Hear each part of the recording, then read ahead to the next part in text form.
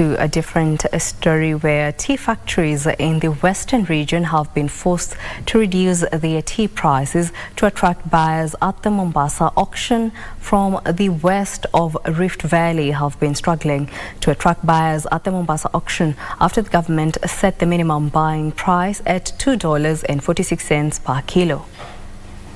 In July 2021, the Ministry of Agriculture introduced a minimum price for Kenyan tea at the auction in a move that was aimed at protecting farmers from fluctuating tea prices.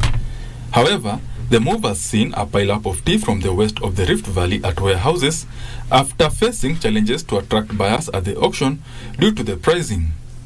According to the directive by the Ministry of Agriculture, minimum price for a kilo of Kenyan tea is at $2.46 per kilo at the auction, a figure that traders have disputed, instead calling for a free market to dictate prices. To attract buyers, Kapsara Tea Factory is the latest factory yet to review its prices downwards, directing to $2.30 per kilo. The KTDA-affiliated factory board says it is concerned with the rising quantity of its unsold tea at the Mombasa auction warehouses, which has been piling since July 2021.